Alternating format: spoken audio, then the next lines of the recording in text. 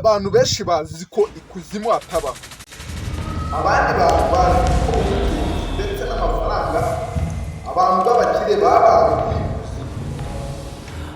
Umuntu uzi ibyo bintu bibiri byose ari mu kuri, kandi umuntu utazi ibyo bintu bibiri byose nawe ari mu kuri. Byose umuntu wese azi kandi ntabwo ari mu kuri.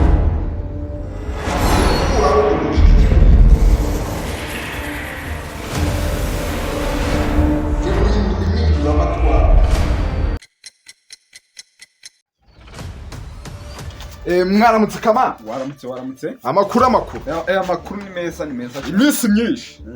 Nawe nkwakuka byeri. Rega iyo umuntu amaze gukira nta kitamugera. Akosha nje inzoga nazivuye rero ikintu cyatumye mba ku nzoga. Buriya ni ubukene. Ubukene nibwo bugukura ku nzoga. Oya ntabwo ari ubukene. Buriya ni ubushake kuva ku nzoga, ntabwo wava ku nzoga ngo ni ubukene. Oya narazinywaga zikanesha umutwe nkarara sara buri kandi. Yewe ese ntabwo ujye wumva biriya byavuga ngo tumerese buriya irafasha cyane. Ntabwo wasinda uwambuye mu rugo. Ako nanone tumerese se ko bayivuga ku maradiyo y'abakire nkamwe, uzi ngo twebwe abatindi twapfa, ariko nanjye naragafashe da. Reka ni ibintu mwishyiramo. Buriya gukira ntabwo ari ukuvuga ngo gukira ni mu mutwe. Ubu se abakene nibo bashaka ko bakena. Ubu Kamari mugenzi wawe buyishimiye gukena. Oya gukena ni ibintu umuntu yishyiramo. Nese warakoze ubu na bya bindi by'aba bandi bavuga ngo amafaranga ngo abakire bayakura ikuzimu, ariko nasanze ari byo buriya wagiye hose. Ibyo nari njanje kukubwira. Oya nyene ikuzimu simbizi nanjye shana, wenda nimba waba warabyumva, ariko byaranzengereje nigabo ngumena ari banga. Nagiyeyo bwa mbere nanga umwana wanjye.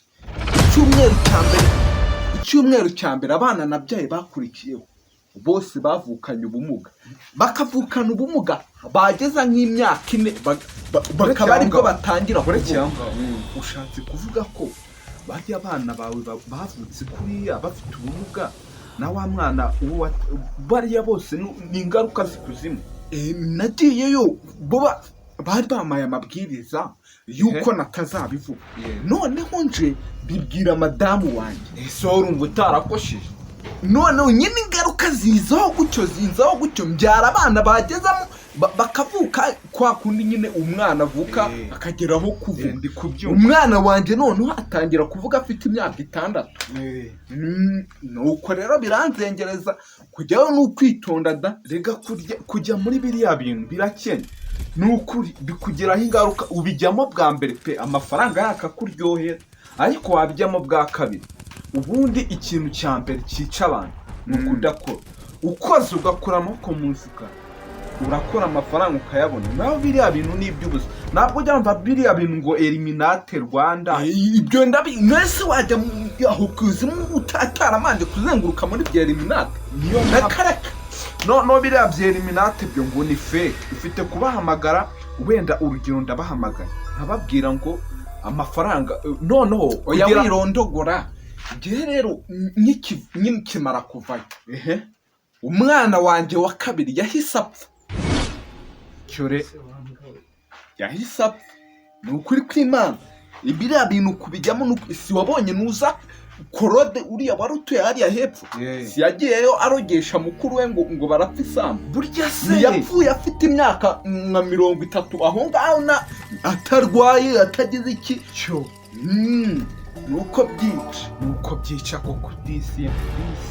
Ahubwo se icyangenzaga nendaga ngo ngize agahene kakandi k'umukara natari kuzimu.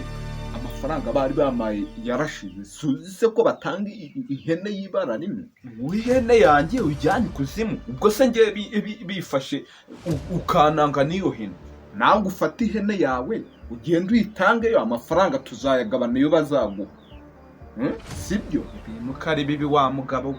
Ibintu bigira wowe niba hatinya umiyo hene nyijyaniriyo tuzayagabana nabwo nari batanga ngahe.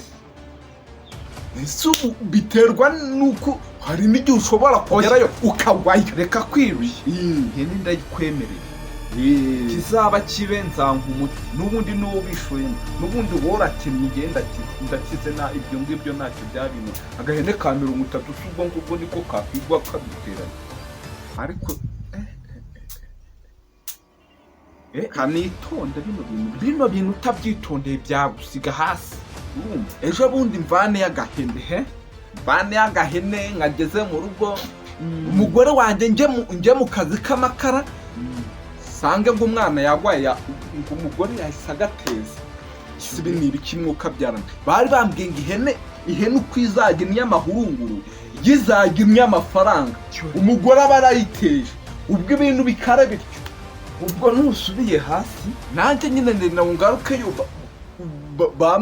bame iyindi hene izajya n'amahurunguru oya nyine ariko nge nta kibazo nge hene nayikwemereye pe nari bikamanze mu rugo nze urahita tubisoma bantu kangeyo